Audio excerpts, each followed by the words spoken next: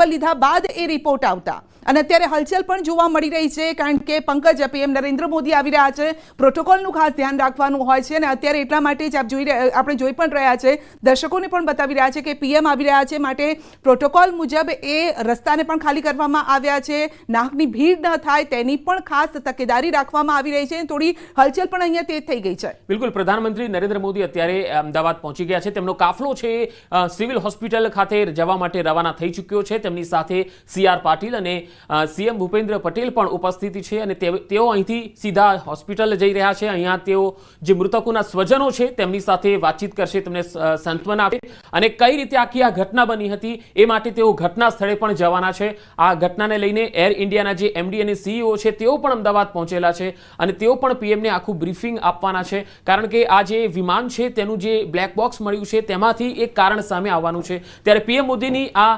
काफलो जैसे आप જોઈ શકો છો કે જે रवाना થઈ રહ્યો છે सिविल तरफ में भी उन्होंने यह दौरा किया था गुजरात में जहाँ जो घटना घटी थी वहाँ भी वो गए थे और वहाँ की जो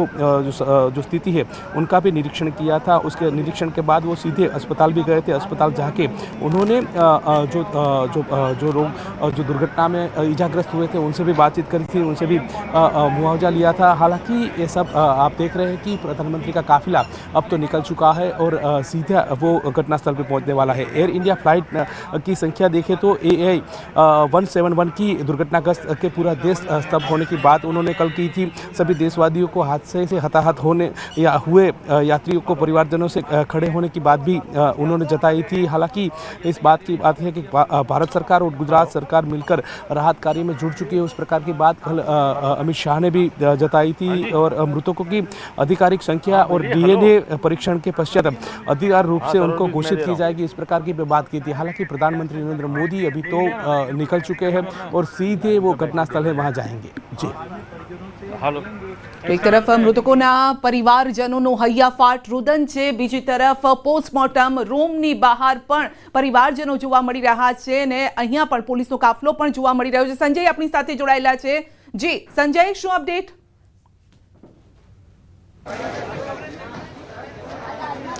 संध्या हाल अमे पोस्टमोर्टम रूम सिविल जो पोस्टमोर्टम रूम है ने तेनी बहार छे अने हाल आप जे आ दृश्य जोई शको छो कि अहींया जे प्लेन दुर्घटना में जे लोको जे मुसाफरो जे मृत्यु पाम्या हता अने तेमना परिवारजनों में आक्रंद जोवा मळी रह्यो छे जे मृतको जे छे के तेमना DNA तपास माटे जे तेमना जे परिवारजनोना जे ब्लड सेम्पल लेवाया छे अने जे लोकोना जे छे ब्लड सेम्पल मैच आव्या छे अथवा तो जे मृतकनी ओळख थई चूकी छे तेवोनी डेड बॉडी आपवानी कामगीरी पण अत्यारे जोवा मळी रही छे अने थोड़ी वार पहला ज एक डेड बॉडी जे छे तेमना परिवारजनोने सोंपवामां आवी हती अने अत्यारे पोलीसनो चांपतो बंदोबस्त अहींया जोवा मळी रह्यो छे खास महत्वनी वात ए छे के प्रधानमंत्री नरेंद्र मोदी जे छे तेओ एरपोर्टथी निकળી चूक्या छे अने पहला तेओ जे छे ते घटना ज्यां घटना बनी हती जे प्लेन क्रेशनी जे घटना बनी हती ने ते घटना स्थळनी मुलाकात लेवाना छे ने त्यारबाद सिविल होस्पिटल पण पहोंचशे अने अहींया जे दर्दी जे छे तेओ जे सारवार लई रह्या छे तेओनी साथे पण मुलाकात करवाना छे अने अत्यारे आप जे दृश्यमां जोई शको छो कि जे आ एम्ब्युलन्स वाहन जे छे तेमां जे डेड बॉडी जे छे परिवारजनोने सोंपवानी कामगीरी जे छे ते करवामां आवी रही छे एक પછી એક જે વાન જે છે તે અહીંયા ગોઠવવામાં આવી છે અને જી સંજય હું આપની પાસે આવીશ હાલ ઘટના સ્થળેથી આપણી સાથે સંવાદદાતા પ્રણવ પટેલ પણ જોડાયેલા છે પ્રણવ ઘટના સ્થળ પર હાલ આપ કયા પ્રકારની મૂવમેન્ટ જોઈ રહ્યા છો पंकज थोड़ी मिनटों में प्रधानमंत्री नरेंद्र मोदी घटनास्थल पर पहुंचवाना है जे रीते गई काले बपोरना जे एर इंडिया प्लेन क्रेश थयुं जेनी अंदर 265 जेटला जे प्रवासीओ ने साथ जे रेसिडेंस डॉक्टरो हता ते लोकोना मृत्यु थया छे तेना दुख व्यक्त करवा माटे प्रधानमंत्री नरेंद्र मोदी ही पहुंचवाना छे परंतु सिविल होस्पिटल जाए तेनी पहला प्रधानमंत्री नरेंद्र मोदी जे घटनास्थल है जे मेघाणीनगर विस्तारनी अंदर जे प्लेन क्रेश थयुं हतुं ए घटनास्थळनी मुलाकात लेवाना छे तेमां साथे राज्यना मुख्यमंत्री अने प्रदेश भाजपा पार्टीना प्रदेश प्रणव थोड़ा आसपासना दृश्य बताओ गई काले कया प्रकारनो मंजर हतो अत्यारे शुं परिस्थिति छे अने कई रीते आ व्यवस्था कारण के पीएम आवी रह्या छे प्रोटोकॉलनुं खास ध्यान राखवामां आवतुं होय छे कई रीते आ व्यवस्थाओ छे गई कालनो केवो मंजर हतो कारण के आसपास जे पार्ट्स हता विमानना ते विखेरायेला हता अफरातफरीनो माहोल हतो थोड़ा दृश्यो पण बतावजो સંધ્યા, ખાસ કરીને પ્રધાનમંત્રી નરેન્દ્ર મોદી આવવાના કારણે પ્રોટોકોલ લાગી ગયો છે, તેના જ કારણે મીડિયાને આ વખતે પ્રવેશ નથી આપવામાં આવ્યો જે ઘટના સ્થળ છે ત્યાંની અંદર. પરંતુ આપણે જે દ્રશ્યો બતાવવાનો પ્રયાસ કરીશ કે જે બહારના જે દ્રશ્યો છે, થોડી મીડિયામાં જ જે કોનવો છે પ્રધાનમંત્રી નરેન્દ્ર મોદીનો અહીં પહોંચવાનો દ્રશ્યો જોઈ શકાય છે કે કોનવો આવવાની તૈયારી થઈ ગઈ છે અને કોનવો છે તે આવી રહ્યો છે કોનવો, અને પ્રધાનમંત્રી નરેન્દ્ર મોદી ઘટના સ્થળ ઉપર હાલ આ પહોંચી ગયા છે. દ્રશ્યો હું આપણે બતાવવાનો પ્રયાસ કરીશ. આપ જોઈ શકો છો કે આખું પોલીસ બેરિકેડ મૂકવામાં છે, પોલીસની તમામ જે ટીમો છે તે હાલ અહીં પહોંચી ગઈ છે અને દ્રશ્યોમાં પણ જોવા મળી રહ્યું છે. જોઈ શકાય છે કે જે કોનવો છે, કોનવો જે છે તે હાલ અહીં પહોંચી ગયો છે. દ્રશ્યમાં જોઈ શકાય છે કે 1 બાય 1 જે પોલીસની ગાડીઓ છે તે પણ હાલ જોવા મળી રહી છે અને થોડી મિનિટોમાં પ્રધાનમંત્રી નરેન્દ્ર મોદી જે છે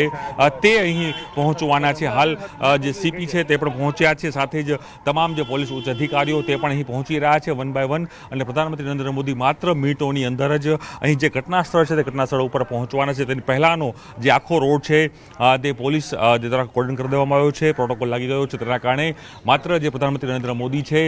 તે એ જે ઘટના સ્થળ છે તેની મુલાકાત લેવાના છે. અને પ્રણવ સમજવા ઈચ્છી રહ્યા છે આ કઈ જગ્યા છે? બીજે મેડિકલ કોલેજ હોસ્ટેલ જ્યાં પ્લેન જે હોસ્ટેલની ઉપર પડ્યું હતું, આ એ જગ્યા છે? કઈ જગ્યા? થોડું વધારે ડીપલી નેરેટ કરીને જણાવશો કે આ એક્ઝેક્ટ કઈ જગ્યા છે? સંધ્યા, ચોક્કસ જે ગઈકાલે જે ઘટના બની હતી, જે બીજે મેડિકલના જે સ્ટુડન્ટો હતા જેની મેસ કહેવામાં આવે છે, જ્યાં સ્ટુડન્ટો રહી રહ્યા હતા, એ જગ્યા ઉપર જ પ્લેન ક્રેશ થયું હતું ને એ જ જગ્યાની મુલાકાત પ્રધાનમંત્રી નરેન્દ્ર મોદી છે તે લેવાના છે. 4 મંજિલી આ ઇમારત હતી, એની બાજુમાં જે 2 માળની ઇમારત હતી તેમાં પણ પ્લેનનો એક ભાગ છે તે હજુ પણ જોવા મળી રહ્યો છે અને ત્યાંથી જ આખું પ્લેન છે જે પાછળનો ભાગ છે ત્યાં ક્રેશ થાય છે અને ત્યારબાદ જે આગળનો જે ભાગ છે તે જે 4 મંજિલા ઇમારત છે ત્યાં તે ટકરાય છે અને ત્યાં એ સમયે જ મોટો વિસ્ફોટ થાય છે, કારણ કે મોટી માત્રામાં પેટ્રોલ છે તે તેમાં ઈંધણ છે તે હતું અને સાથે જ કહી શકાય કે 1:38 જે ફ્લાઇટ છે અમદાવાદથી લંડન જવાની ફ્લાઇટ છે એર ઇન્ડિયાની. એક સેકન્ડ આપણે રોકવા ઈચ્છીશ, એક અપડેટ આવી રહ્યું છે આપણી પાસે. પ્લેન ક્રેશ દુર્ઘટનામાં મૃતદેહ સોંપવાની પ્રક્રિયા શરૂ થઈ ગઈ છે, એટલે જે મૃતદેહને ઓળખ થઈ શકે એવા મૃતદેહને સોંપવાની પ્રક્રિયા શરૂ થઈ ગઈ છે. પીએમ રૂમથી એક ડેડ બોડી પરિવારને સોંપવામાં આવી છે. મૃતકની ઓળખ થયા બાદ પરિવારને આ મૃતદેહ સોંપાયો છે, કારણ કે એવા પણ ઘણા મૃતદેહ છે જે ક્ષત વિક્ષત હાલતમાં હતા, જેની ઓળખ ન થઈ શકે, પરંતુ જેની ઓળખ થઈ શકે એવી છે એવા મૃતદેહને તેમના પરિવારને સોંપવામાં આવી રહ્યા છે. બિલકુલ, કારણ કે ગઈકાલથી જ જે સ્વજનો છે એમના એ લોકો તેમના મૃતદેહને મેળવવા માટે સિવિલ હોસ્પિટલમાં ગઈકાલથી જ આવી પહોંચેલા છે, પરંતુ સરકારે એક વ્યવસ્થા ગોઠવી હતી, કારણ કે જે મોટાભાગના મૃતદેહો છે તે બળેલી હાલતમાં હતા. પ્રણવ, આપની પાસે કોઈ માહિતી છે? જી પ્રણવ. છે તે પહોંચી રહ્યો છે પ્રધાનમંત્રી નરેન્દ્ર મોદી જે આપ જોઈ શકો છો દ્રશ્યોની અંદર કે જે શકાય કે પ્રોટોકોલની જે ગાડી છે તે હાલ કોનવો છે તે પહોંચી રહ્યો છે 1 બાય 1. તમામ જે પ્રધાનમંત્રી નરેન્દ્ર મોદીની જે ગાડીઓ છે તે હાલ અહીં પહોંચે ઘટના સ્થળ ઉપર. અને જે ફરી કહી રહ્યો છું કે જે બીજે મેડિકલના જે સ્ટુડન્ટો હતા તેની જે મેસ હતી ત્યાં આખું જે પ્લેન છે તે દુર્ઘટનાગ્રસ્ત થાય છે. ત્યાં જેટલા પણ પ્રવાસીઓ હતા તે પ્રવાસીઓ તે જ ઘટના સ્થળ ઉપર જ તેઓના ડેથ થઈ જાય છે અને તેની જે કહી શકાય કે સંવેદના વ્યક્ત કરવા માટે પ્રધાનમંત્રી નરેન્દ્ર મોદી હાલ અહીં અમદાવાદ ખાતે પહોંચી રહ્યા છે અને થોડીક ક્ષણોની અંદર, કારણ કે જે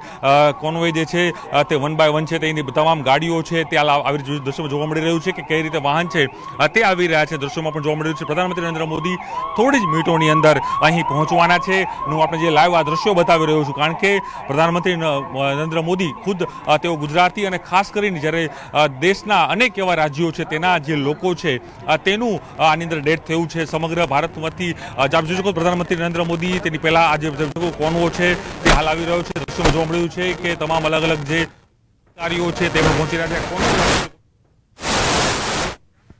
છે. જી તો પીએમ નરેન્દ્ર મોદી પહોંચી ચૂક્યા છે બીજે મેડિકલ કોલેજ હોસ્ટેલ, જેના પર આ પ્લેન ક્રેશ થયું હતું, અથડાયું અને ત્યારબાદ બ્લાસ્ટ થયો, ત્યાં પહોંચી ગયા હતા. જી પ્રણવ.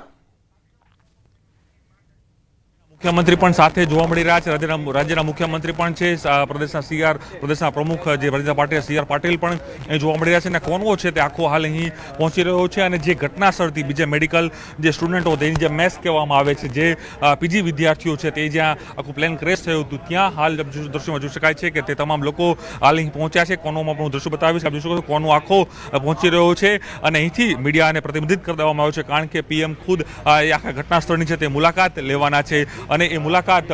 ત્યારબાદ તેઓ અમદાવાદ જે સિવિલ જે હોસ્પિટલ છે એ સિવિલ હોસ્પિટલમાં જશે અને જે પરિવારજનો